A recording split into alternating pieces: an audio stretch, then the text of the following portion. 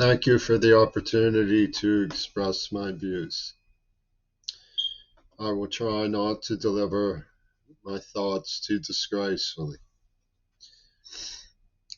Um, I have uneven self-control when it comes to the subject.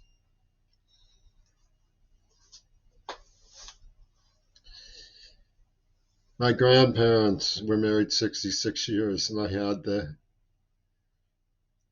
wonderful occasions to sit with them at their dining room table for dinner. Sometimes after we went fishing, we'd cook what we caught.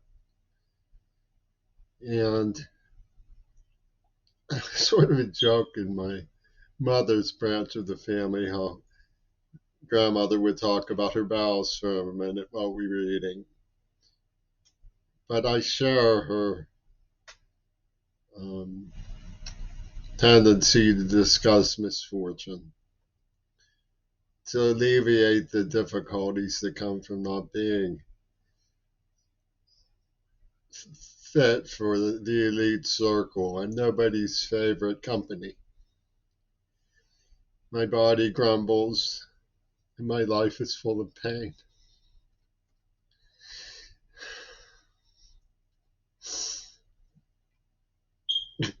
As bad as it is, it,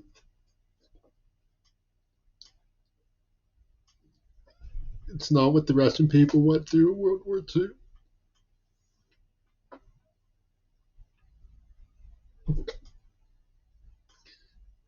I read about Stalingrad, and I've always wondered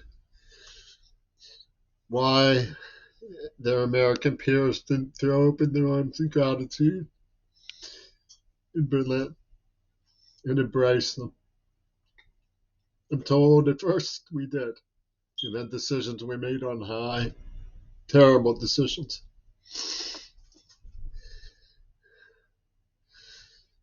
And of course, armies fell into place, and all armies have bullies.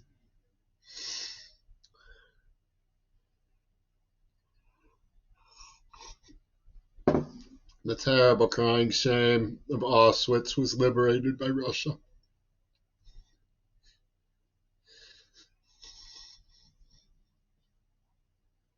I can't believe anyone has forgotten,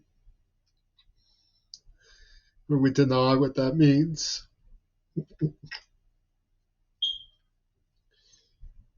Maybe we could have influenced Stalin to reform more quickly.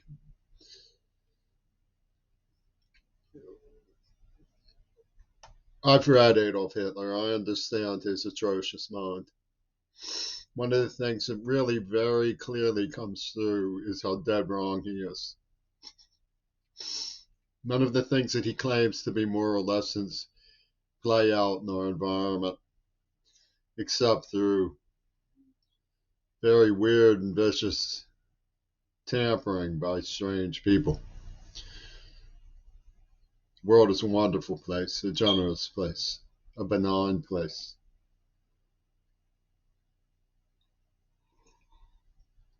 The White Rose was a group of Munich resistors to Adolf Hitler. And I'm a proud enough and brave enough person to assure myself I would have joined and met the same fate as. And they called out Hitler for stereotyping the communists the way he did. And of course, his familiars did the same thing, and it was not lost on me what they were doing in the United States. It may have been lost on my father to some degree. I believe he changed his mind as time went on, as he saw the curse of the Vietnam War.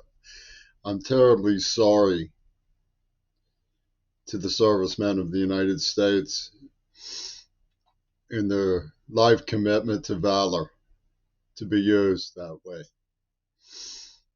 And I know that the veterans have done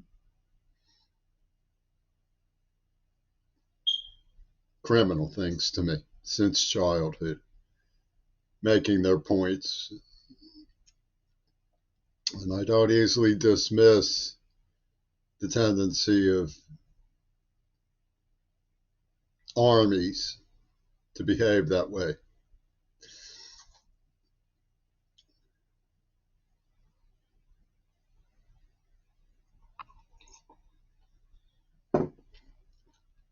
What I believed was that we turned our back on the opportunity to reform both ourselves and each other for an unsaleable future, a future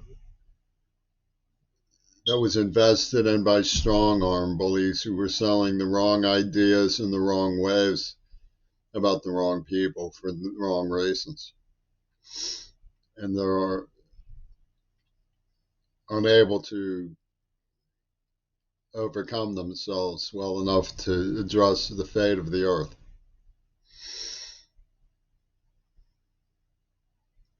The oil wars, the fossil fuel industry, the Cold War, the military industrial complex, the arms race, and the God help us all multi-trillion-dollar debt that we're giving to our children so that we can play loudmouth big bad boys, imagining and conjuring Adolf Hitler from every hat. There was only one curse like that man. He was a monstrosity. He's not going to be repeated. But we haven't learned our lesson. It's almost like we're waiting for him for as though it would be redeeming, as though it would be a second coming, as though we secretly want to read in the paper that another elementary school has been shot to hell. What the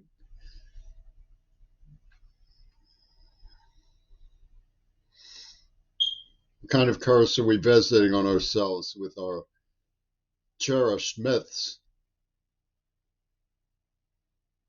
Nobody in the right mind could look at Putin and see another Hitler. Nobody in the right mind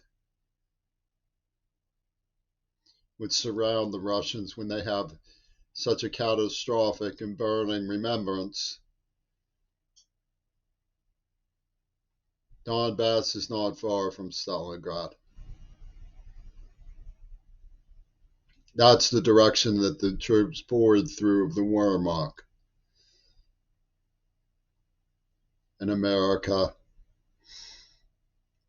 was chary about joining the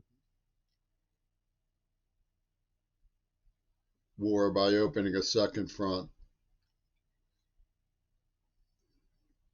There are a lot of difficult questions that come from World War II. Should we have bombed the crematoriums? Was there resistance to bombing the crematoriums?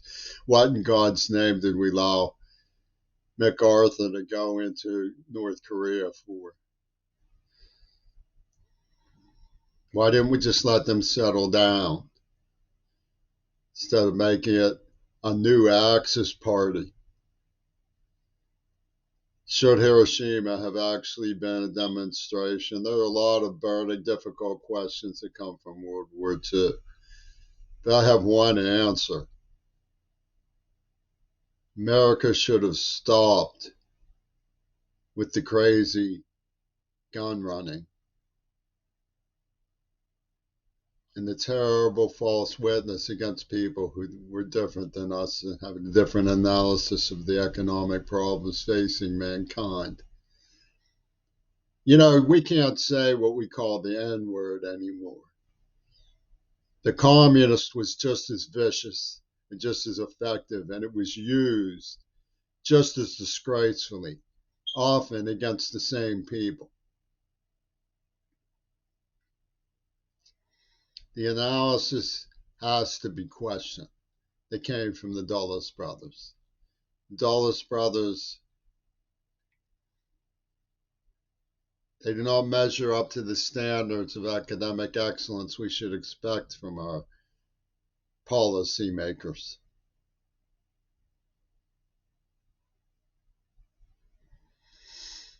And yet,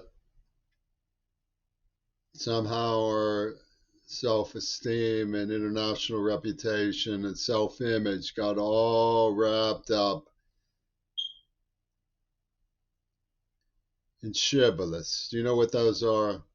How about just monotonous bumper sticker heads? Things that get repeated ad nauseum over and over again. And so by making them into mantras, into forms of brainwash, they will somehow become truth. That people who are struggling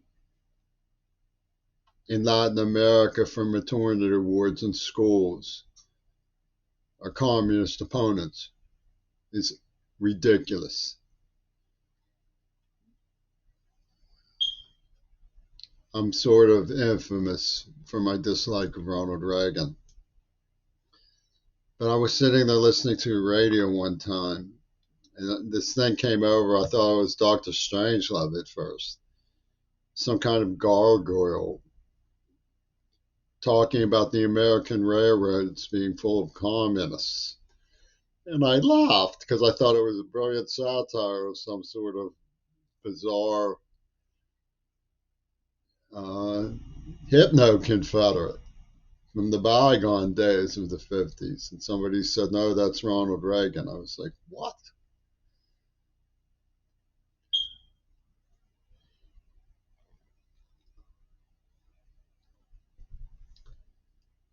The way to go about making progress is to address not just the identity politics of the minorities.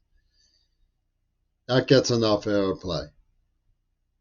But the human worth and humanity of each other.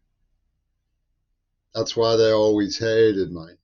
Because my father wrote a book called Humanizing the School. Whatever he might have gone through when he was a veteran, establishing himself in the aristocracy of schools.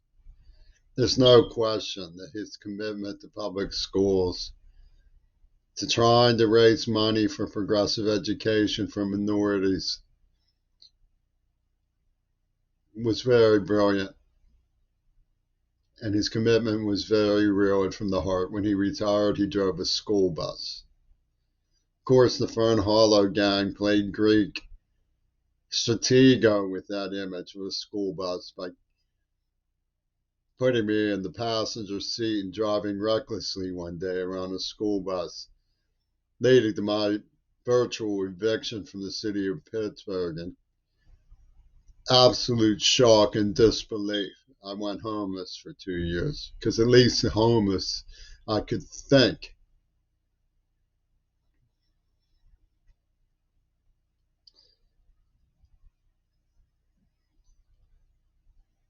Robert Kennedy says that America has a dark side and a bright side. I think he's a good man. I think he knows how to work within the legal structure of the federal government to disempower the dark side. And I believe that his heart is there in the right place.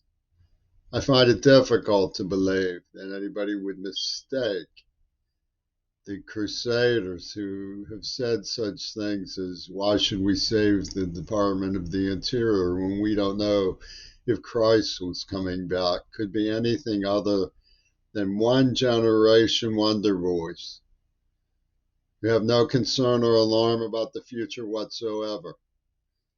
I saw the Secretary General of the UN's letter to his granddaughters. Well, I hope he found them well and alive on a planet that has woken up and has in its history the people finally overcame the foolishness of their military mythologies and did something constructive to reform one another and humanize one another. I know that Mr. Guterres wasn't speaking so much to his grandchildren, but to the very idea of future posterity.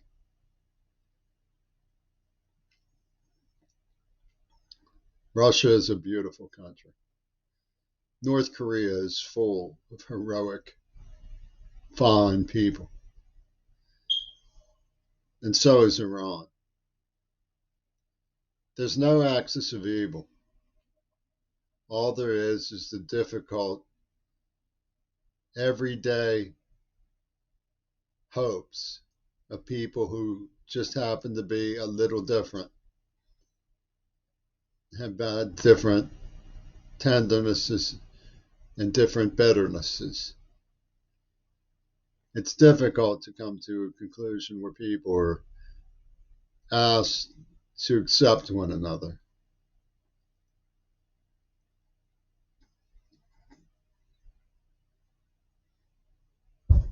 Pourquoi?